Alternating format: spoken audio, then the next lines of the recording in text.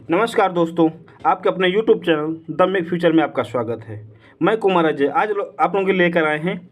अभी हाल ही मैंने Aditya career academy में जो 60 फीट रोड और राजरूपपुर में है, आधुनिक भारतीय इतिहास का मैंने टेस्ट करवाया, तो उसी का हम लोग सॉल्व करेंगे आज। ठीक है, टॉप 100 क्वेश्चन हम लेकर आए हैं, जिसमें से आज 50% क्वेश्चन आप हल करेंगे और सेकेंड वीडियो में हम लोग 50% क्वेश्चन फिर हम लोग सॉल्व करेंगे। यदि आपको PDF चाहिए तो द मेक फ्यूचर चैनल नाम से क्या कहते हैं, द टेलीग्राम चैनल है, उसको भी आप लोग उसको ज्वाइन कर लीजिएगा। ठीक है, तो मैं इस वीडियो के डिस्क्रिप्शन में उसका लिंक दे दूंगा, जिसमें आप जाकर कर सकते हैं। और यूट्यूब पर एक हमारा पेज भी है द मेक फ्यूचर नाम से ही, तो उसको भी फॉलो कर लीजिएगा प्लीज़। ठीक है, तो आज का सेशन हम लोग शुरू करते हैं यहीं से। जो पहला क्वेश्चन है, निम्न में से कौन नीला जल योजना से संबंधित है? इसको बोलते हैं ब्लू वाटर पॉलिसी। क्या बोलते हैं? ब्लू वाटर पॉलिसी से कौन से संबंधित है? Option A de Almeida, Albuquerque, Dupleix या रॉबर्ट क्लाइव। तो आप जानते हैं ये जो नीले जल की योजना है, दरअसल ये थी किसकी? पुर्तगालियों। किसकी योजना थी ये योजना? जो ब्लू वाटर पॉलिसी है ये योजना थी पुर्तगालियों की। ठीक है, चलिए ये तो हम पेन चेंज कर ले रहे हैं। जो नीले जल की योजना है किसकी थी? दरअसल ये थी पुर्तगालियों की। ठीक, और ये योजना जो पुर्तगालियों की योजना है, और इसको शुरू करने वाला कौन था? द अल्मीडा था। कौन था? ये ए नंबर सही, द अल्मीडा था। और ये अल्मीडा प्रथम वायसराय था। कब बनकर आया? ये आया 1505 में। इसको बोलते हैं प्रथम पुर्तगाली वायसराय। पूछे तो अल्मीडा, और इसने पॉलिसी कौन सी ली? नीले जल की नहीं थी। ठीक है, मैक्सिमम क्या था, जैसा अरबियन कंट्री जो अरब सागर था उस पर अपना कब्जा जमाना था। ठीक, इसके बाद कौन आया? इसके बाद आया 1509 में। इसके बाद 1509 में कौन आता है? इसके बाद 1509 में आता है, इसका नाम होता है अल्बुकर्क। कौन आता है? अल्बुकर्क आता है। कौन आता है? अल्बुकर्क आता है। पहले नंबर जो वाटर पॉलिसी लागू की अल्मीडा, इसके बाद आता है अल्बुकर्क। अल्बुकर्क को ही कहा जाता है ये वास्तविक संस्थापक माना जाता है। कौन माना जाता है इसको? वास्तविक संस्थापक माना जाता है। ठीक, अल्मीडा का पूरा नाम क्या था?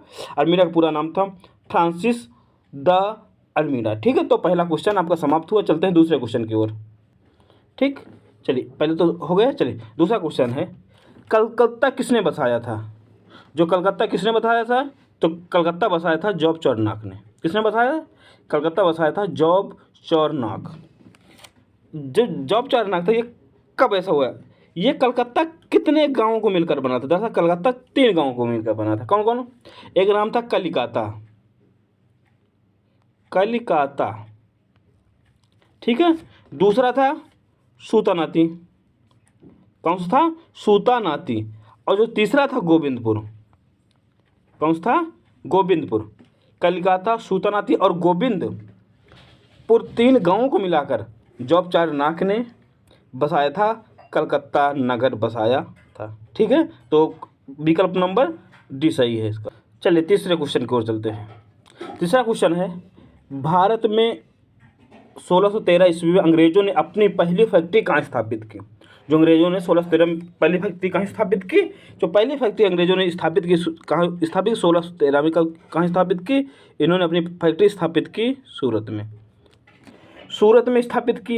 इसके पहले बहुत सारे आए, जहांगीर के पास, वो उसने मना कर दिया था। ठीक है ना, थॉमस मोटोज और ढेर सारे लोग आए थे, लेकिन उसने क्या किया? मना कर दिया था। और इसको सूरत में स्थापित करने की अनुमति मिली कैसे? दरअसल बात ये, इनकी अनुमति मिलती है 1611 ईस्वी में। 1611 ईस्वी में क्योंकि पुर्तगाल यहाँ पर कब्जा होता है मैक्सिमम पुर्तगालियों का। पुर्तगाली ही जहांगीर के कान भर देते हैं कि भैया इनको वो न दीजिए। लेकिन 1611 ईस्वी में एक लड़ाई होती है जिसका नाम स्वाली का युद्ध। का नाम है स्वाली का युद्ध। स्वाली के युद्ध में अंग्रेजों ने पुर्तगालियों को पराजित करते हैं, और जिससे खुश होकर कौन? जहांगीर फिर क्या आदेश जारी कर देते हैं उनको सूरत में बसने का या कंपनी स्थापित करने का। ठीक है, चलिए जो चौथा क्वेश्चन है उसको बड़ा गौर से आपको पढ़ना है। लिखा, सूची फर्स्ट और सूची सेकंड को सम्मिलित कीजिए और सूचियों के नीचे दिए गए कोड के प्रयोग से सही उत्तर चुनिए। लिखा है प्रथम कर्नाटक युद्ध, तृतीय कर्नाटक युद्ध, द्वितीय कर्नाटक युद्ध, प्रथम मैसूर युद्ध। और दिया गया कि किसमें कौन सी संधि हुई। तो दादा प्रथम कर्नाटक युद्ध में संधि हुई, तो मैंने पूरा क्लास नोट्स में पढ़ाया है।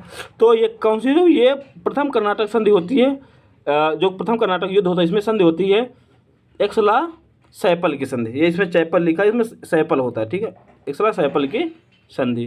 तो क्या हो, एकाचार, एकाचार कहीं दिख रहा है, ये तो मिल गया, दो जगह एकाचार दिख रहा है, ठीक है ना। तो क्या होगा, एकाचार मतलब काकाचार होगा। सेकेंड है तृतीय कर्नाटक युद्ध में जो संधि होती है वो होती है पेरिस की संधि। मतलब से खाका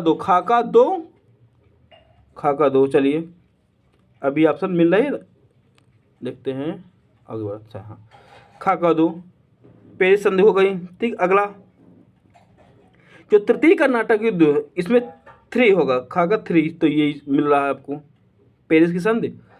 पहला का 4, दूसरा का 1, दूसरा का 1, मतलब से कौन सा विकल्प इसका सही होगा, आपका जो विकल्प होगा इसमें सी नंबर आपका सही होगा विकल्प, ठीक है ना। और द्वितीय तो अनिर्णायक था, और ये था प्रथम मैसूर युद्ध में अंग्रेजों ब्रिटिशों की क्या हुई थी, दशा क्या हुई थी, हार हुई थी, ठीक है। चलिए अब है 5वां नंबर। 5वां क्वेश्चन है, बक्सर की लड़ाई के समय बंगाल का जो नवाब था कौन था। जो बक्सर की लड़ाई हुई उसके समय क्या कौन था, बंगाल का नवाब कौन था। तो बंगाल का नवाब कौन सा था, बंगाल का नवाब उस समय था मीर जाफर। कौन था, कौन, मीर जाफर। ये बी नंबर से क्या सही होगा, क्या कौन नंबर था, बी नंबर सही होगा, मीर जाफर था। कभी इससे टाइम पीरियड आपको पूछ सकता है, मीर जाफर का टाइम पीरियड क्या था। तो मीर जाफर का टाइम पीरियड था 1764-65। और इसके पहले सिराजुद्दौला का टाइम पीरियड क्या था, सिराजुद्दौला का टाइम पीरियड कौन सा था, ये था 1756 से 1757। 1756 से लिख देते हैं, 1756 से 57 ये सिराजुद्दौला था। अब मीर जाफर का क्यों ऐसा हुआ था, बक्सर की लड़ाई के समय जो व्यक्ति कौन था, ठीक। और जाफर को क्योंकि मीर कासिम ने विद्रोह का, मीर कासिम चला गया था, तो अब इसके जगह में इसको हटा, पहले मीर जाफर को हटाकर मीर कासिम बनाए, फिर जब मीर कासिम इससे विद्रोह करके चला गया, ठीक है ना, और फिर बैठा दिया मीर जाफर को। तो आपको टाइम पीरियड पूछे तो मीर कासिम का टाइम पीरियड क्या है, तो मीर कासिम का टाइम पीरियड है 1760 से 64। 1760 से 64 मीर कासिम है, 1764 से 65 मीर जाफर है, और नजमुद्दौला है 1765 से 1766। अंग्रेजों ने इसको बैठाया था। तो इसका विकल्प सही होगा बी नंबर, मीर जाफर, ठीक है।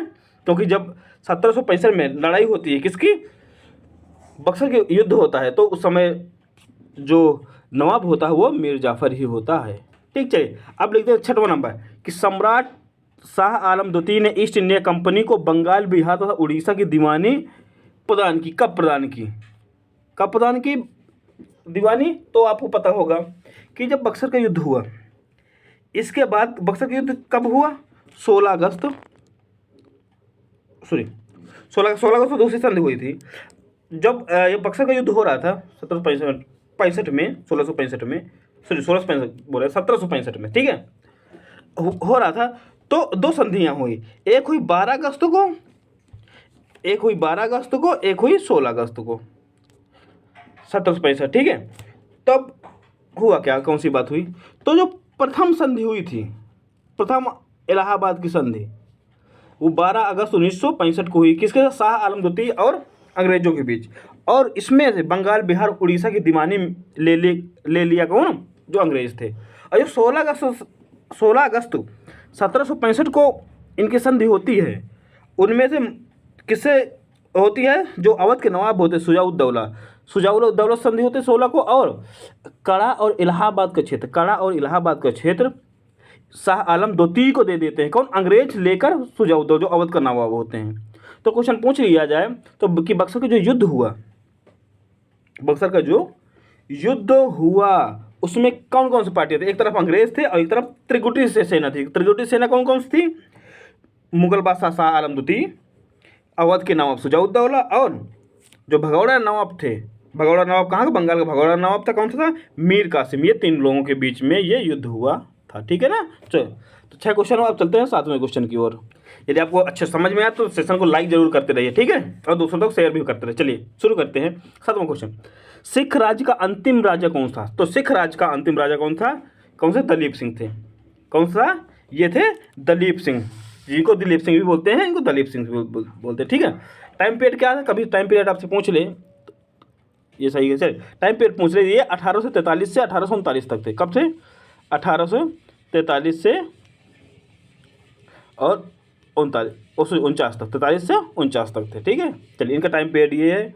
और जो सबसे शक्तिशाली जो इसमें थे, कौन से थे आप बता सकते हैं? और मैं आपको बता दें, जो इनके दादा थे उन्होंने कोई शुरू किया था, एक शुकर चकिया नाम का दल था। तो आप बता कौन थे? तो सबसे शक्तिशाली राजा थे सिख साम्राज्य में, तो वो थे राजा रणजीत सिंह, ठीक है।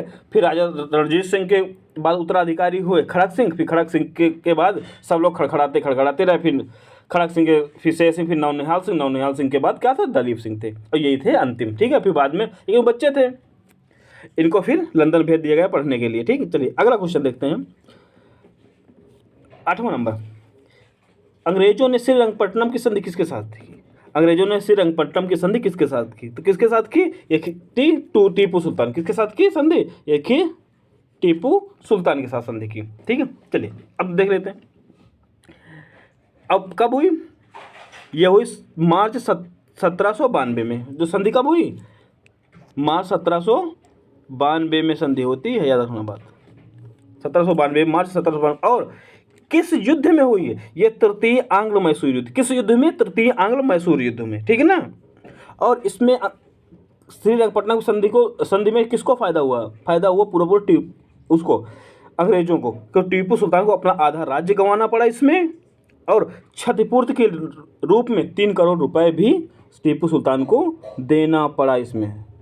और जब तक 3 करोड़ रुपए, जब तक 3 करोड़ रुपए ये नहीं चुका देते तब तक उनके पुत्रों को कैद कर लिया गया था, ठीक है। ये बातें लिखते रहिए कि किस युद्ध में था, टाइम पीरियड क्या था, ठीक है ना। तो ये सब आप लोग लिखते भी जाया करिए उसमें। अगला है 9 नंबर। सूची फर्स्ट सूची सेकंड को मिलाना है, ठीक है। तो सूची फर्स्ट को पहली इलाहाबाद की संधि आपको पता है कब हुई? ये इलाहाबाद संधि 1765 को। युद्ध कौन था? बक्सर के युद्ध के बाद, ठीक है। चलिए तो मंगलौर की संधि कब हुई? मंगलौर की संधि होती है आपको, मंगलौर की संधि हुई 1784 में ही, ठीक है, सामने सामने। इसके बाद सालबाई की संधि हुई 1782 में। और फिर बचा कौन? मद्रास की संधि 1769 में। तो इसका मतलब कौन सा चाहिए? 4 2 1 4 2 1 3, ठीक है, 4 2 1 3। तो कौन सा नंबर इसका? सी नंबर सही, मतलब तीसरा नंबर इसका सही है, ठीक है। चलते हैं अब 10वें क्वेश्चन पे।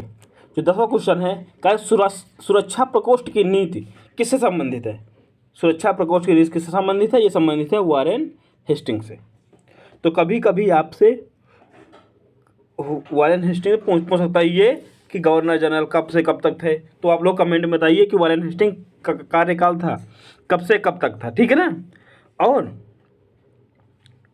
जो सुरक्षा, इसके बाद सहायक संधि भी आप सुने होंगे। चलिए सहायक संधि आगे आने वाला, ठीक है। और जो वारेन हेस्टिंग के टाइम में ही ठगों का उन्मूलन किया गया था, तो किसने किया था? अगला क्वेश्चन भी यही बनाया गया है।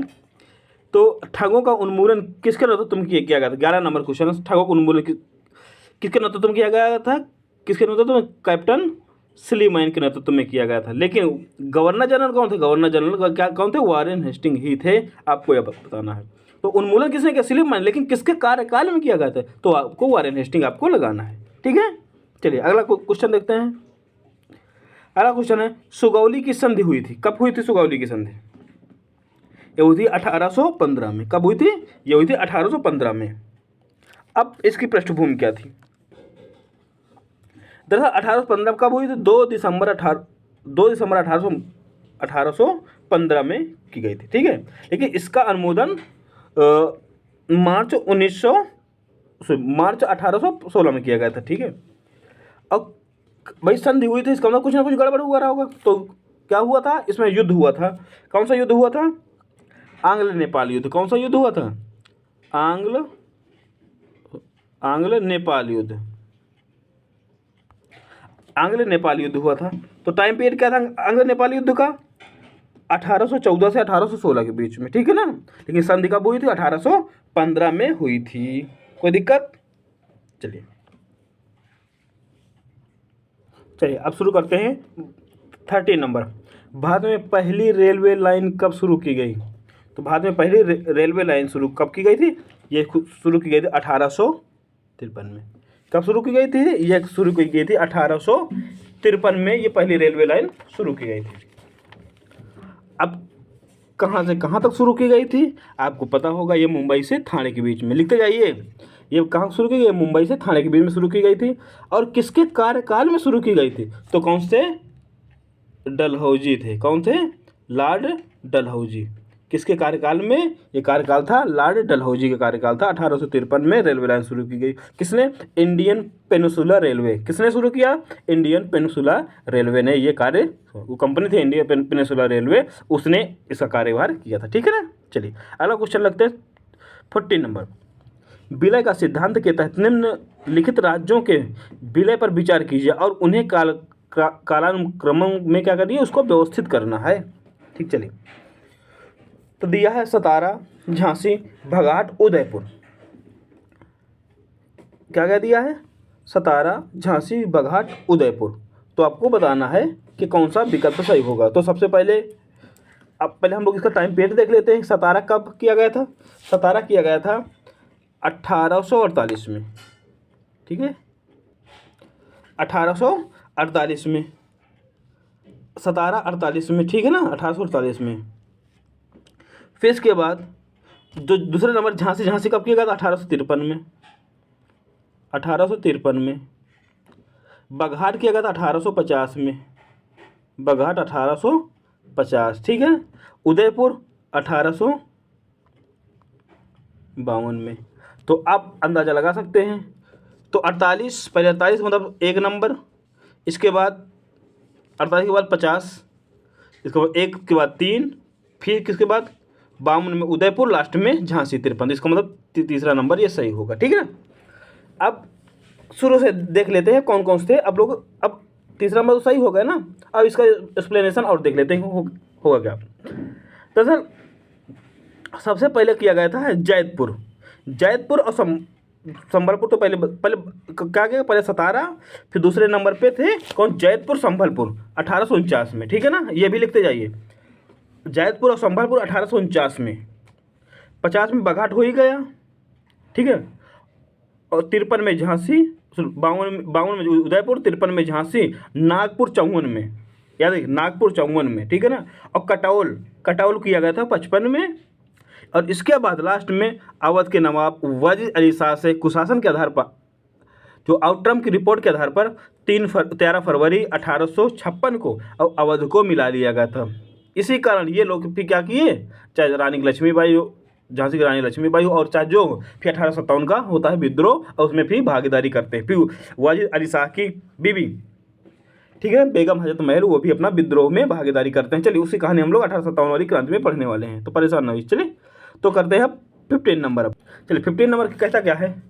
1 नवंबर 1858 को महारानी विक्टोरिया की घोषणा पत्र इलाहाबाद में पढ़कर सुनाया था। इसका मतलब किसने पढ़कर सुनाया था? तो किसने सुनाया था? ये थे लॉर्ड कैनिंग। कौन से? बी नंबर विकल्प सही है। कौन से? Lord Canning. कब सुनाया था? 1 नवंबर 1858 को, क्योंकि इस भी 1857 में की क्रांति हुई। इसके बाद कंपनी का शासनकाल खत्म करके बना दिया। और यही थे Lord Canning, last governor general और first viceroy. Last governor general थे और ये फर्स्ट वायसराय कौन थे? Lord Canning. ठीक है ना। चलिए, और कहाँ? इलाहाबाद में। कहाँ सुनाया गया था? ये इलाहाबाद में, वर्तमान में जो नया पुल है उसके बगल में एक, वर्तमान में उसका नाम मदन मोहन मालवीय, जिसको हम लोग मिंटो पार्क के नाम से जानते हैं, वहीं पर है ये जगह। ठीक है ना।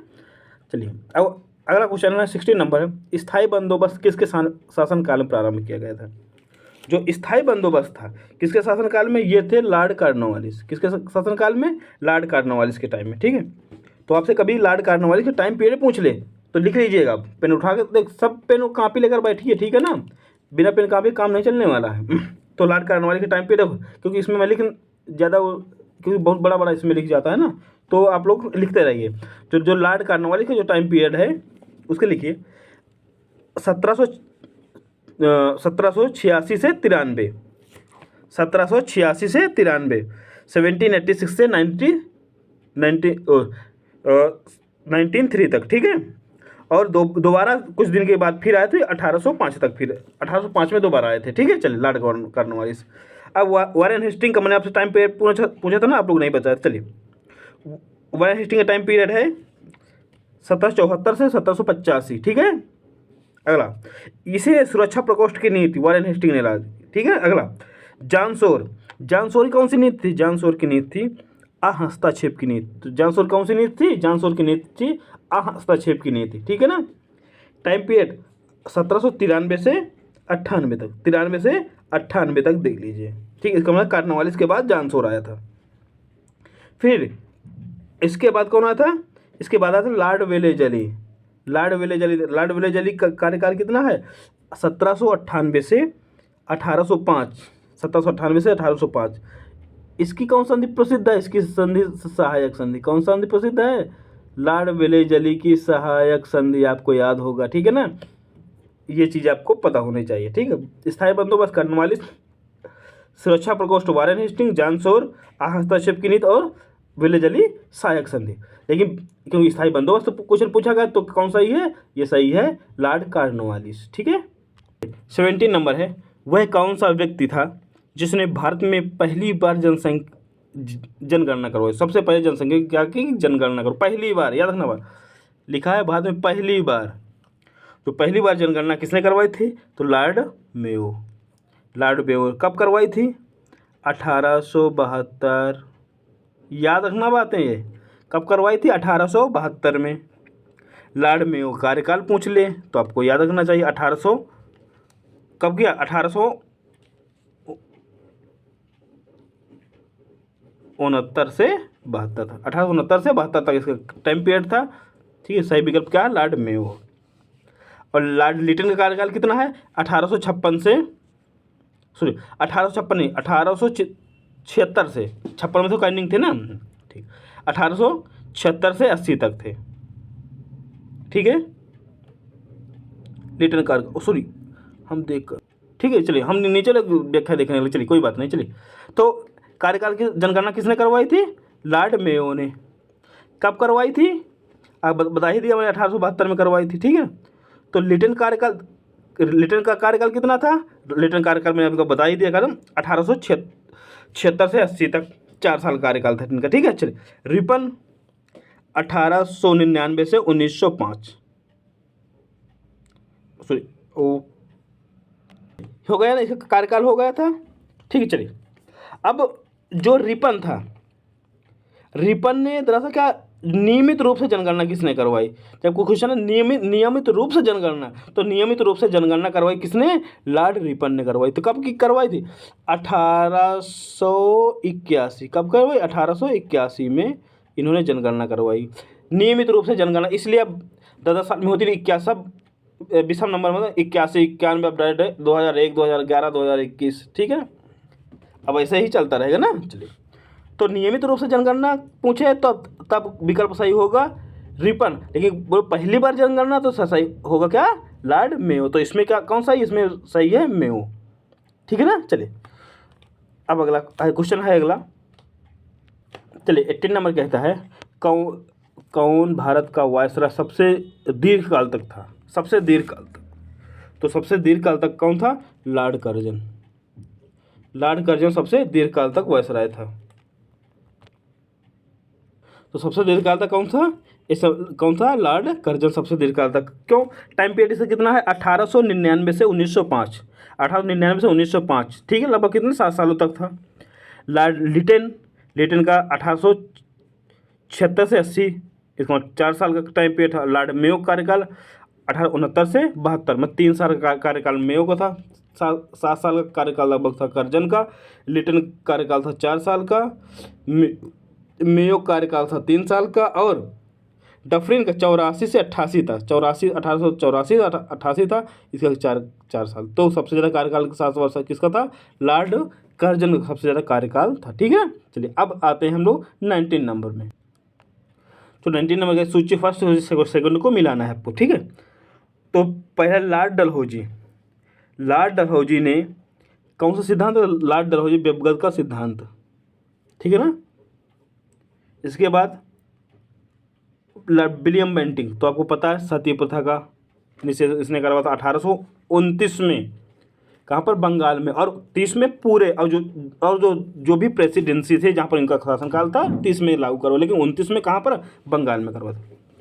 तो लॉर्ड रिपन स्वायत्त शासन और लॉर्ड कर्जन बंगाल विभाजन। तो बंगाल विभाजन कब हुआ? 1805 में। ठीक है ना, 1805 में। व्यवगत के सिद्धांत के आधार पर आपको मैंने बताई थी, कौन कौन थे? सतारा, जैतपुर, संबलपुर, बखाट, झांसी, उदयपुर, ये सभी थे व्यवगत सिद्धांत के अंतर्गत। ठीक है, सती प्रथा का निषेध 1829 में। ठीक है, तो विकल्प कौन सा था? सही है 4 1 2 3, 4 1 2 3, इसका मतलब कौन सा सही है? विकल्प नंबर 1 सही है। चलिए 20 नंबर क्वेश्चन क्या कहता है कि रैयतवाड़ी प्रथा प्रारंभ की, कि रैयतवाड़ी प्रथा किसने प्रारंभ की?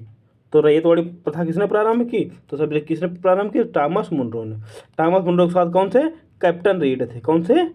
जो अलेक्जेंडर कैप्टन रीड थे। ठीक है, टॉमस मुनरो ऑप्शन आ जाए या रीड आ जाए तो लगा देना, क्योंकि इसमें टॉमस मुनरो केवल, तो टॉमस मुनरो, और टॉमस मुनरो प्लस रीड आए तो लगा देना वही विकल्प। ठीक है ना।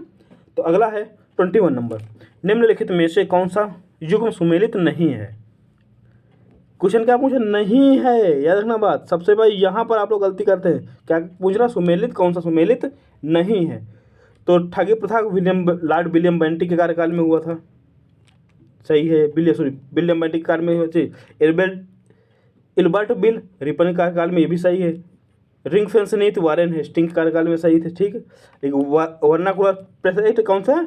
लॉर्ड लिटन, ना कि कर्जन कार्यकाल में क्या होता? बंगाल विभाजन। क्या होता? बंगाल विभाजन होता। लॉर्ड कर्जन कब हुआ था? 1905 में।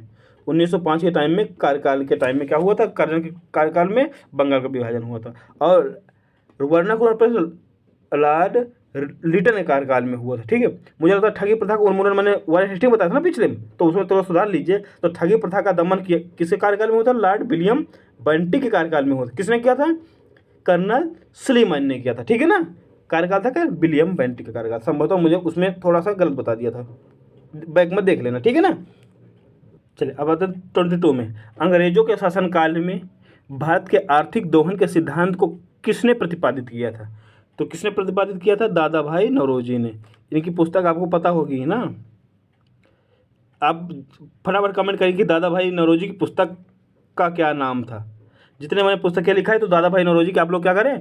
पुस्तक का नाम, और इन्होंने या इनको कौन सी उपाधि से नवाजा गया, ये भी आपको कमेंट में जरूर बताइए। ठीक है ना, कमेंट में जरूर बताते रहिए। ठीक है, चलिए अगला क्वेश्चन है 23। Poverty and the un British rule in India नामक पुस्तक किसकी है? तो पुस्तक किसकी है? ये है, बता सकते हैं, दादा भाई नौरोजी। किसकी पुस्तक है? दादा भाई नौरोजी। तो इसी को कमेंट में करना था ना, दादा भाई नौरोजी पुस्तक को। आप लोग ध्यान नहीं देते। चलिए, तो देखो दोनों क्वेश्चन यहाँ पर मिल गए, आर्थिक सिद्धांत और the poverty and un British rule in India. इनके मोस्ट इंपॉर्टेंट क्वेश्चन है। ठीक है ना, और इनकी बहुत सारी किताबें हैं। ठीक है ना, और इन्हीं के साथ 1865 में, चलिए कुछ चीज़ें लिख लीजिए यहाँ पर। 1865 में WC बनर्जी के साथ इन्होंने लंदन इंडिया सोसाइटी की स्थापना की। कब? 1865 में। दादा भाई नौरोजी और WC बनर्जी ने क्या किया? लंदन इंडिया सोसाइटी की स्थापना की इनके साथ। ठीक है, तो और जो उनकी पुस्तकें हैं, आप लोग कमेंट नहीं कर रहे हैं ना। चलिए, कहीं पर भी कभी भी देखिए, लेकिन कमेंट जरूर करिए। ठीक है ना, सुन ठीक है, कमेंट जरूर करते रहिए। ठीक है, चलिए इसको मिटाकर एक दो किताबों के नाम और बता दे रहा हूँ। ठीक है, चलिए, और जो इनकी किताबें थी, किनकी? दादा भाई नौरोजी की किताबें कौन सी थी? इंग्लैंड डेप्ट टू इंडिया, लिख लीजिए, England dept to India, England dept to India एक किताब। दूसरी है the wants and means, the wants and means of India, ये दूसरी किताब हो गई। तीसरी किताब है India on the commerce of India, अगली किताब है on the commerce of India. तो 3 किताबें हो गई। कौन कौन सी? India dept to India, sorry England dept to India, दूसरी है the want and means of India, तीसरी है on the commerce of India. 3 ये हो गई और चौथी किताब ये है, कौन सी है? Poverty and the un British rule in India. ये 4 किताबें आपको नाम पक्का याद रखना है। क्वेश्चन पॉवर्टी से नहीं दे देगा तो आपको मैंने 3 किताबें बताई, इनसे जरूर दे देगा क्वेश्चन, ठीक है ना। चलिए अगला क्वेश्चन है 24 कहता है कि मंगल पांडे सिपाही थे, किस इन्फेंट्री सिपाही थे? ये कौन से इन्फेंट्री? ये थे 34वीं नेटिव इन्फेंट्री के कंपनी, कौन सी थी? 6वीं कंपनी। ये 6वीं कंपनी के सैनिक थे, 6वीं कंपनी के क्या थे? ये सैनिक थे। कौन सा? 34वीं नेटिव इन्फेंट्री के 6वीं कंपनी के थे, ठीक है। विकल्प कौन सा सही है? ये 4।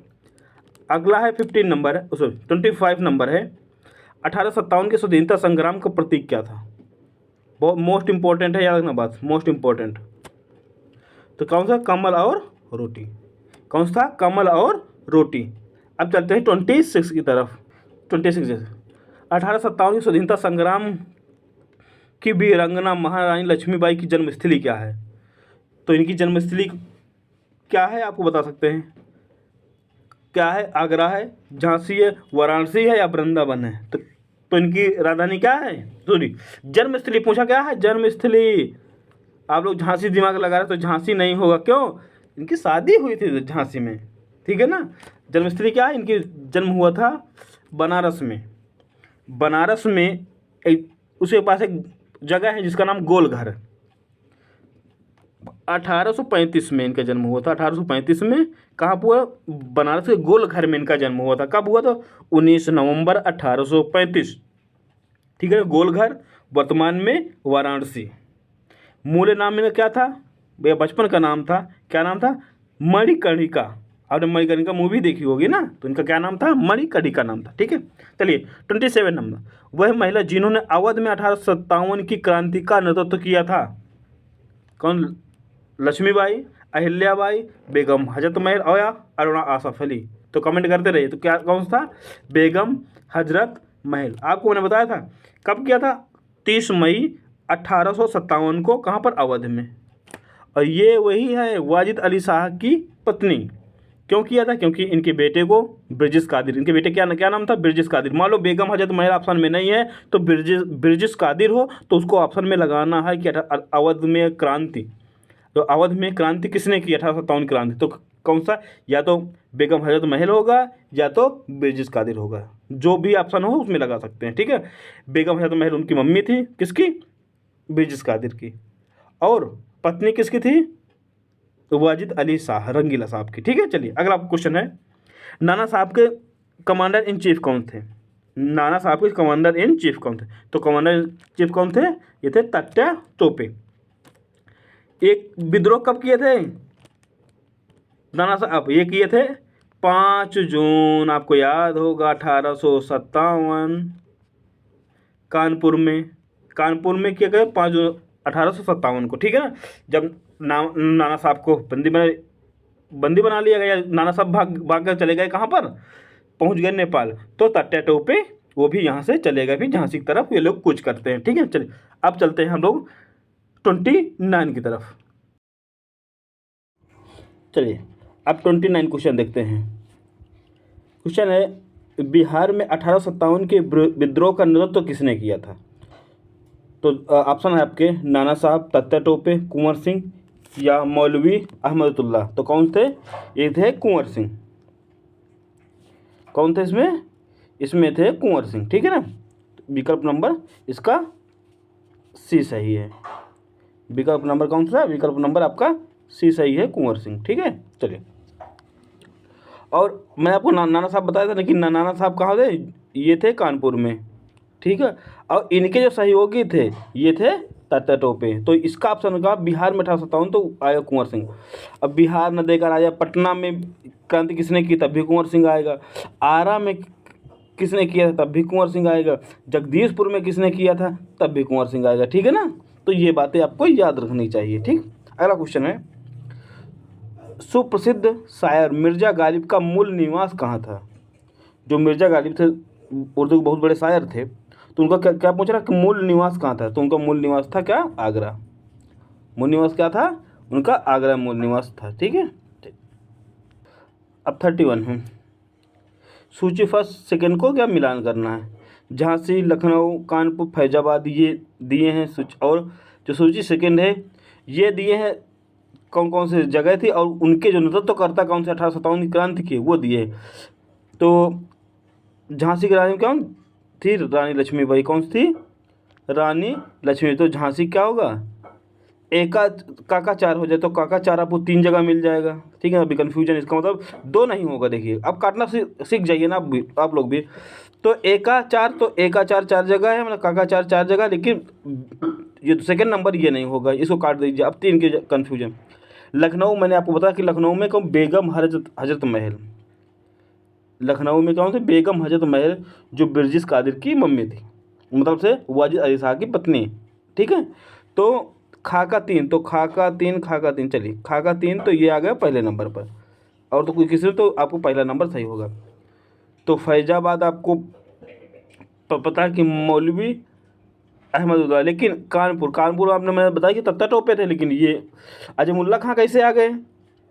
ठीक है, तो दरअसल क्या थी, जो कानपुर और फतेहपुर का नेतृत्व भी अजमुल्ला खां ने किया था। ठीक है ना, वो नाना साहब थे, नाना साहब के बाद कौन कौन किया था, अजमुल्ला खां थे। और फतेहपुर का भी नेतृत्व आ जाए कि फतेहपुर का नेतृत्व किसने किया था, किसका, फतेहपुर। तो फतेहपुर का नेतृत्व भी किसने किया था, अजमुल्ला खां ने। ठीक है, और कानपुर भी आ जाए तो इसको लगा दे, लेकिन तात्या टोपे दिया हो ऑप्शन तो आप तात्या टोपे भी ऑप्शन लगाएंगे।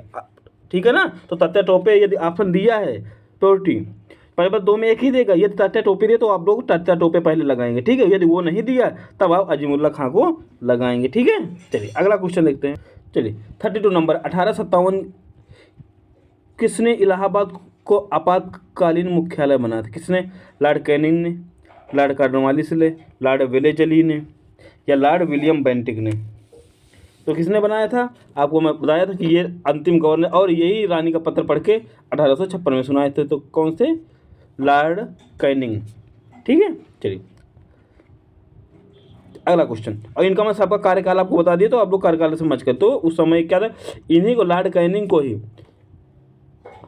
First viceroy and last governor माना जाता है। ठीक, पहला वायसराय और लास्ट गवर्नर जनरल माना जाता है। ठीक, चलिए अगला क्वेश्चन है 33 नंबर, निम्नलिखित में से किसने 1857 के विद्रोह को एक षड्यंत्र की संज्ञा दी। तो किसने दी षड्यंत्र की संज्ञा, ये थे सर जेम्स आउट्रम एवं डब्ल्यू टेलर ने। ठीक है, सर जेम्स आउट्रम एवं डब्ल्यू टेलर, इसका मतलब विकल्प नंबर इसका ए सही है। ठीक है, अब अगर ये कौन से थे, सीले, एक हिसाब से सीले। ठीक है, उन्होंने कहा केवल सैनिक विद्रोह, कभी क्वेश्चन पूछे कि केवल सैनिक विद्रोह किसने कहा था, तो किसने कहा था, सीले, ये अंग्रेज थे। सीले ने कहा, क्या कहा था कि यह केवल सैनिक विद्रोह था। ठीक है ना, चलिए, और किसने, जो जॉन लॉरेंस थे और सीले, ये दोनों लोग आ जाए ऑप्शन तो कब लगा देना। जॉन लॉरेंस और सीले ने क्या क्या कहा था कि यह केवल सैनिक विद्रोह था। और टी.आर. होम्स, जो लास्ट है, टी.आर. होम्स ने क्या कहा था, कि कहा था बर्बरता और सभ्यता के बीच का युद्ध है, कि ये लोग बर्बर हैं और हम लोग सभ्य, तो इनके बीच का ही ये युद्ध है। किसने कहा था, टी.आर. होम्स ने कहा था। तो आप लोग जो मैंने स्टेटमेंट बोला है, सीले वाला भी लिख लिए ना, सीले वाला क्या कहा था, इन्होंने कहा था कि केवल सैनिक विद्रोह है, और टी.आर. होम्स ने क्या कहा है कि बर्बरता और सभ्यता के बीच का ये युद्ध है। ठीक है ना, और इन्होंने जो षड्यंत्र, किसने जो कहा था कि किसका षड्यंत्र है, ये 1857 की विद्रोह को एक षड्यंत्र की संज्ञा दी। किसका षड्यंत्र, उन्होंने बताया कि यह केवल हिंदू मुस्लिम षड्यंत्र है। क्या है, हिंदू प्लस मुस्लिम षड्यंत्र है, किसने कहा था? ये जेम्स आउटरम टेलर ने ये 1857 की उसको कहा था, ठीक है ना। तो ऑप्शन क्या सही? ऑप्शन नंबर 1 सही है। चलिए 34 नंबर क्या क्या कह रहा है कि भारतीय स्वाधीनता आंदोलन का सरकारी इतिहासकार कौन था? कौन इंपॉर्टेंट है, याद रखना, इंपॉर्टेंट डाले ना इसमें, कभी आपसे पूछ सकता है। ठीक, चलिए। तो कह रहा कि भारतीय स्वाधीनता आंदोलन का सरकारी इतिहासकार कौन था? तो कौन था आपको पता ही होगा, कौन थे? एस.एन. सेन। कौन थे? एस.एन. सेन, ये थे सरकारी इतिहासकार, ठीक है। चलिए, अब कभी आपसे किताब भी पूछ सकता है ना कि किसकी कौन सी किताब है, तो आप लोग क्या करिए, इनको लिख जरूर लीजिएगा, ठीक है, क्योंकि यहाँ लिखते बनता नहीं है, नहीं मैं लिख देता। चलिए, कुछ ना कुछ मैं लिख दे रहा हूँ, ठीक है। चलिए, तो ठीक है, जैसे आपको पता है यहाँ जो एस.एन. सेन की थी उसकी पुस्तक कौन सी थी? जो एस.एन. साहब की जो सेन की जो पुस्तक थी, जिसमें सही विकल्प है, तो इनकी पुस्तक थी, 1 सेकेंड आप लोग, चलिए, जो एस.एन. साहब की पुस्तक का क्या नाम था? इनकी पुस्तक का नाम था 1857। इनकी पुस्तक का ही नाम था क्या? 1857, ठीक है ना। इनका पूरा नाम क्या था? इनका पूरा नाम था सुरेंद्र नाथ सेन। जो एस.एन. सेन है उनका नाम क्या, और उनकी किताब का नाम क्या? 1857। ये प्रकाशित कब हुई? ये प्रकाशित हुई 1957 में। 10 नंबर किताब लिखी, किताब का नाम है 1857, लेकिन प्रकाशित कब हुई? 1957 में। 10 नंबर, ठीक है। और बी.डी. सावरकर की किताब क्या है? बी.डी. सावरकर की किताब कौन सी है? यह the Indian war of independence. क्या नाम है? The Indian war of independence, ठीक है। किसकी? जो बी.डी. सावरकर की किताब कौन, क्या नाम है उसके? The Indian war of independence 1857। ये बी.डी. सावरकर जी की किताब है, ठीक है। तो ये किताबें भी आप लोग याद कर लीजिएगा, ठीक। चलिए, तो अब आते हैं 35 नंबर में, ठीक। 35 नंबर क्या कह रहा है? नील दर्पण नाटक का लेखक कौन था? जो नील दर्पण नामक का लेखक कौन है? नील दर्पण का, यह है दीनबंधु मिश्र। कौन है? दीनबंधु मिश्र हैं, ठीक है। नील दर्पण का लेखक कौन है? जो दीनबंधु मिश्र हैं। चलिए, अगला है आनंद मठ। इंपॉर्टेंट, अगेन मोस्ट इंपॉर्टेंट, क्या कह रहा है? जो आनंद मठ उपन्यास की कथा वस्तु क्या है? मतलब जो आनंद मठ उपन्यास है, इसमें किस चीज़ की कहानी है या किसके बारे में लिखा गया है? ये दरअसल लिखा गया किसका? ये सन्यासी विद्रोह के बारे में। किसके बारे में? ये है सन्यासी विद्रोह के बारे में। और इसी अम्मानन जो आनंद मठ है, वो गीत लिया गया है, वंदे मातरम। क्या, कौन सा गीत है? ये गीत का नाम है वंदे मातरम,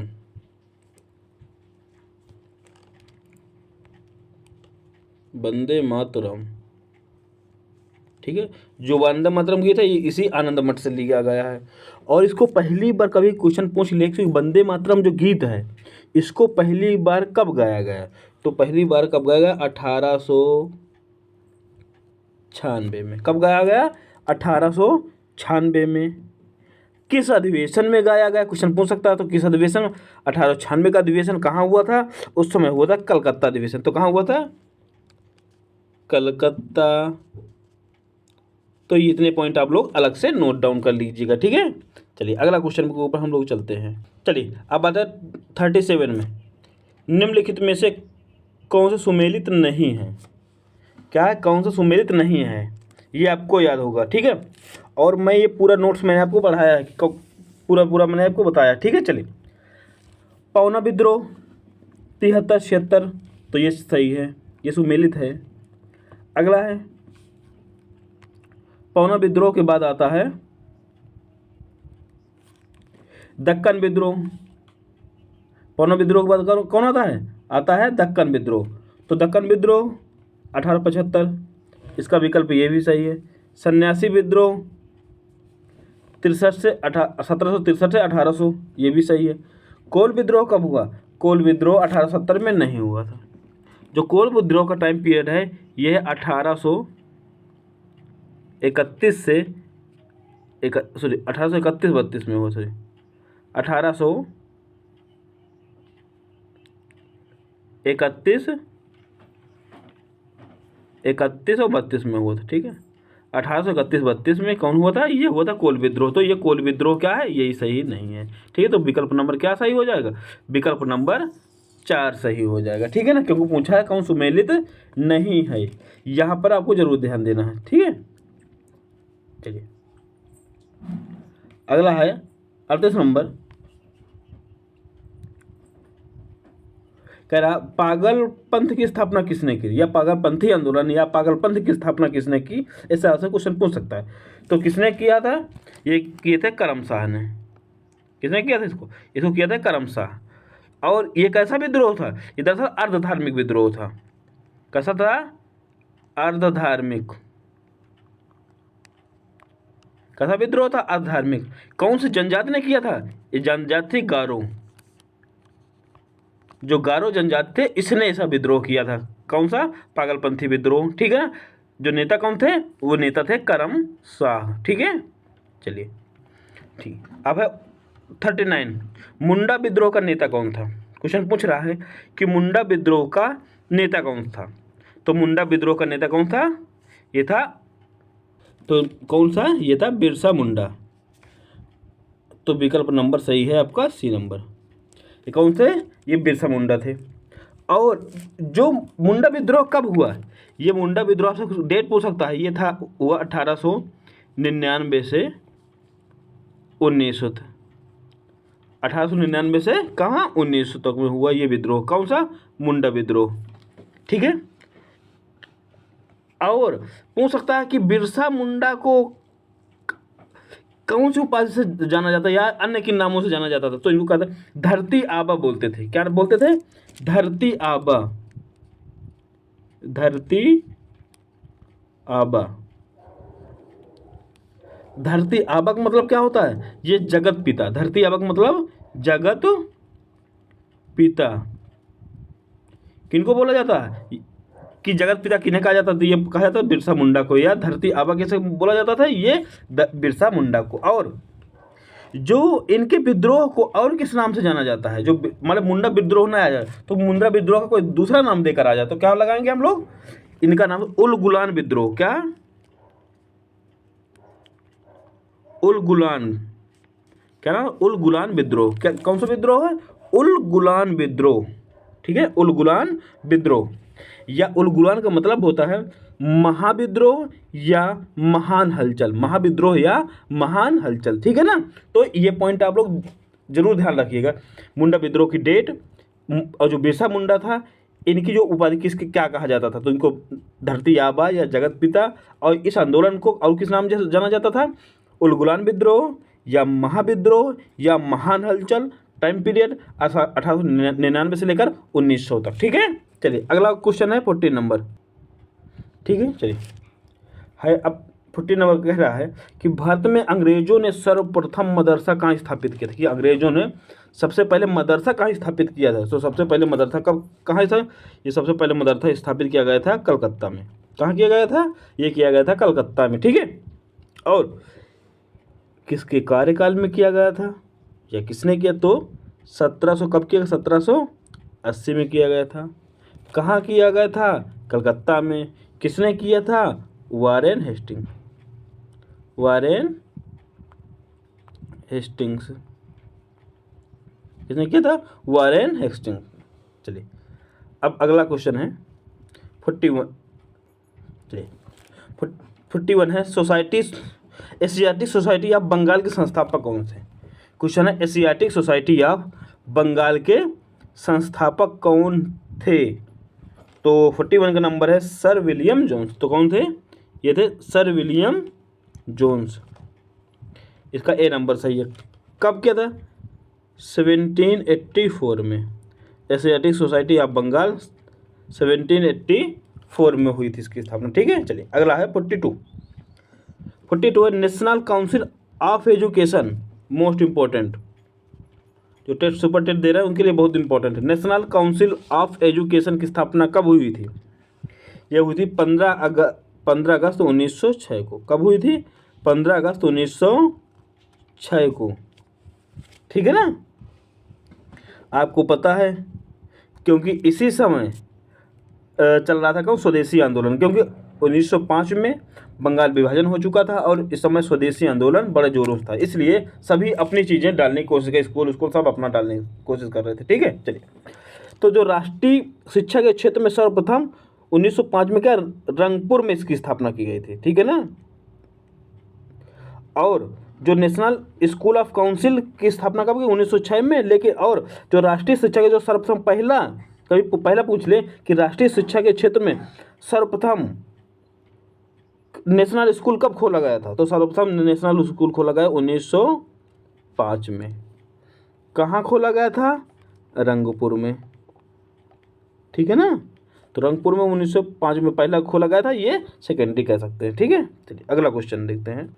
अगला है लॉर्ड मैकाले किससे संबंधित है। लॉर्ड मैकाले संबंधित है सेना सुधार थे, सती प्रथा थे, अंग्रेजी शिक्षा से या स्थायी बंदोबस्त थे। तो कौन से थे, लॉर्ड मैकाले हैं अंग्रेजी शिक्षा से। ठीक है ना। चलिए, और ये बहुत बार क्वेश्चन पूछा जाता है, तो आप लोगों के लिए मोस्ट इम्पोर्टेंट है। जो जितने भी शिक्षा आयोग के हैं, जो भी तैयारी कर रहे हैं, तो उनके लिए मोस्ट इम्पोर्टेंट क्वेश्चन बन जाता है। ठीक है, ये तो यहाँ बन जाता है, और नहीं तो जो बंदोबस्त व्यवस्थाएं, स्थायी बंदोबस्त हो, चाहे महालवाड़ी हो, चाहे रजतवाड़ी हो। ठीक है ना। ठीक है, ये सभी से बन जाता है। ठीक है, या जमींदारी हो, सभी से ये क्वेश्चन बनते हैं, तो आप लोग जरूर है। तो अगला क्वेश्चन है 44 नंबर है, शिक्षा में सुधार हेतु ब्रिटिश सरकार ने सैडलर विश्वविद्यालय आयोग कब गठित किया गया। क्या, सैडलर, या सैडलर विश्वविद्यालय आयोग। तो सैडलर विश्वविद्यालय आयोग गठित किया गया था कब, 1917 में। कब गठित किया गया था, 1917 में। सैडलर कमेटी बनी थी। ठीक है, उन्हीं की अध्यक्षता में ये काम किया गया था। कब किया गया था, 1917 में किया गया था। ठीक, अब 45वां नंबर है, भारत की शैक्षणिक नीति में फिल्ट्रेशन थ्योरी, जिसको बोलते हैं निस्पंदन का सिद्धांत, फिल्ट्रेशन थ्योरी या निस्पंदन का सिद्धांत किसने दिया था, या इसके प्रतिपादक कौन है, या इसके प्रवर्तक कौन है। तो ये कौन से, आपको पता है, ये लॉर्ड मैकाले। कौन से, लॉर्ड मैकाले। ये भी कौन सी, ये शैक्षिक नीति थी। ठीक है, चलिए अगला है, Mohammedan Anglo oriental college Aligarh की स्थापना कब हुई थी। ठीक है, मोहम्मडन एंग्लो ओरिएंटल कॉलेज, जिसको मुस्लिम विश्वविद्यालय बोलते हैं। ठीक है, Mohammedan Anglo oriental college of Aligarh की स्थापना कब की गई थी। ये की गई थी 1875 में। कब की गई थी, 1875 में। और कभी पूछे थे दिल्ली कॉलेज की स्थापना कब की गई। कब, दिल्ली कॉलेज की। क्वेश्चन पूछ सकता है ना, ये तो पूछ लिया, बहुत बार पूछ, तो कभी कि दिल्ली कॉलेज की स्थापना पूछे तो ये 1824 में। दिल्ली कॉलेज की स्थापना कब की गई थी, ये की गई थी 1824 में। और मोहम्मडन एंग्लो ओरिएंटल कॉलेज की स्थापना जो अलीगढ़ में की गई थी, ये की गई थी 1875 में। ये बात आपको ध्यान रखना। चलिए अब करते हैं 47 नंबर क्वेश्चन। ये 47 है, मोस्ट इंपॉर्टेंट क्वेश्चन ये भी आता है। चलिए, भारत में प्रिंटिंग प्रेस था कि जो छपाई खाना है, प्रिंटिंग प्रेस की स्थापना कब की गई है, कब शुरू की है। तो कब शुरू किया गया था, इसकी स्थापना की गई थी 1550 में। कहाँ पर, गोवा में की गई थी। किसने किया था, पुर्तगालियों ने। ठीक है ना, किसने किया था, गोवा में किया, पुर्तगालियों ने किए थे। कब किए थे, 1550 में। इसके बाद जो बहुत इंपॉर्टेंट है, आपको जानना चाहिए, है 1878 का वर्नाकुलर प्रेस एक्ट। क्वेश्चन का किसने रद्द किया था, याद रखना बात, रद्द किसने लागू किया था, यानी पूछा किसने रद्द किया था। रद्द किसने किया था, ये थे रिपन। देखो, एक थे लिटन, दिया विकल्प भी दिया, लिटन, एक थे रिपन। चलिए बता, जो लिटन थे तो डन टाइप के आदमी थे, इसका मतलब इन्होंने ही जो प्रेस एक्ट लागू किया था। लिटन ने लागू किया था और रिपन ने रद्द किया था। रद्द कब किया था, 1882 में। लागू 78 में हुआ था और 82 में रद्द किया। रिपन ने रद्द किया और लिटन ने लागू किया। कभी वर्नाकुलर प्रेस एक्ट किसने लागू किया पूछा जाए तो लिटन साहब ने थे, लॉर्ड लिटन थे 1878 में।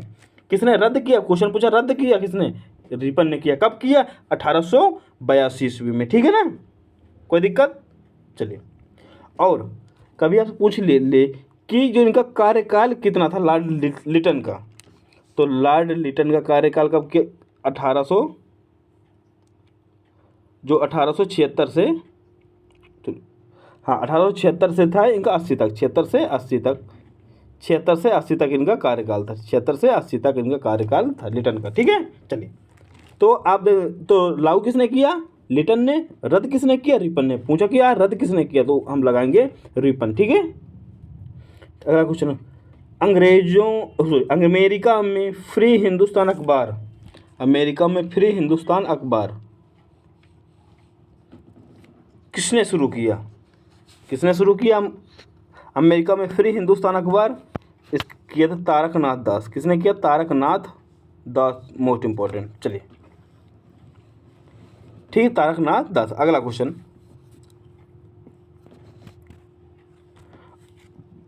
बहुत ज़्यादा इंपॉर्टेंट है। ठीक है, चलिए, फारसी साप्ताहिक मिरातुल अखबार, मिरातुल अखबार अंडरलाइन कर लेना। मिरातुल अखबार को प्रकाशित कर किसने प्रकाशित किया था? तो कौन थे? राजा राम मोहन राय। राजा राम मोहन राय। राजा राम मोहन राय की उपाधि, राजा की उपाधि किसने दी थी? और राय की उपाधि किसने? नाम इनका था राम मोहन। राम मोहन इनका नाम था, राजा और राय आगे पीछे लग गए। इसका मतलब किसने उपाधि दी थी? राय को उपाधि दी थी बंगाल के नवाब ने, राजा को उपाधि दी थी अकबर द्वितीय ने। याद रखना बात, राजा को उपाधि किसने दी थी? अकबर द्वितीय ने। कब दी थी? जब इनको भेजा गया था कि अकबर द्वितीय ने कहा भैया हमारी पेंशन कम कर दिए हैं, तो आप लोग, आपको अंग्रेजी अच्छी आती है तो आप लोग चले जाइए ब्रिटेन, तो हमारी अब पेंशन बढ़वा दीजिए। तभी उनको राजा को उपाधि देकर इनको यहाँ से विदा किया गया था। और वहीं पर लास्ट में क्या, तो ब्रिस्टल में ही राजा राम मोहन राय क्या होगी? इंग्लैंड के ब्रिस्टल शहर में ही इनकी मृत्यु हो गई थी वहीं पर। ठीक है, चलिए तो कुछ चीज़ें और इनके बारे में जान लेते हैं राजा राम मोहन राय के बारे में। जो मिरातुल अखबार है इसको कब प्रकाशित किया? 1922 में। मिरातुल अखबार का मतलब होता है बुद्धि दर्पण। हिंदी मतलब क्या होता है इसका? बुद्धि। मिरातुल अखबार का मतलब बुद्धि दर्पण। ठीक है, चलिए, और एक पत्र जो 1922 में लिखा दिया गया, चलिए ये होगा 1822 होगा, सॉरी क्या हो, 1822 होगा, 1922 नहीं होगा, 18। तो इसके पहले भी एक अखबार इन्होंने निकाला था, वो था बंगला भाषा में, वो भी साप्ताहिक था, जिसका नाम था संवाद कौमुदी। आपको पता होगा संवाद कौमुदी। ये फटाफट निकाल रहे अखबार, लेकिन संवाद कौमुदी का मतलब क्या होता है? प्रज्ञा का चांद। संवाद कौमुदी का मतलब होता है प्रज्ञा का चांद, प्रज्ञा का चांद। ठीक है, और यही जब फटाफट निकाल रहे थे तो 1823 आ गया बात। और 1823 में घटना क्या हुई? जॉन एडम गवर्नर जनरल थे उस समय। गवर्नर जनरल कौन थे? जॉन एडम गवर्नर जनरल थे। उन्होंने भारतीय प्रेस पर पूर्ण प्रतिबंध लगा दिया। भारतीय प्रेस पर क्या है? पूर्ण प्रतिबंध लगा दिया इन्होंने। ठीक है, तो भारतीय उस समय क्या पूर्ण प्रतिबंध लगा दिया, जो अब ये प्रचार कर रहे थे ये भी बंद होगा। ठीक है, तो हम लोग 50 क्वेश्चन कर चुके हैं, टाइम काफ़ी हो चुका है। ठीक है, तो अभी तक का सफ़र इतना ही है, क्वेश्चन बहुत हैं अभी, मतलब 50 क्वेश्चन अभी और बचे हैं। तो हम लोग अब नेक्स्ट सेशन में या नेक्स्ट वीडियो में हम लोग अगले 50 क्वेश्चन करने वाले हैं। तो दीजिए भैया, लेकिन अभी तक यदि हमारे चैनल को आप सब्सक्राइब नहीं किए हैं तो इस चैनल को सब्सक्राइब करें, लाइक करें और दूसरे लोगों तक शेयर करें। तब मिलते हैं अगले नेक्स्ट 50 क्वेश्चन लेकर, तब तक के लिए नमस्कार, धन्यवाद।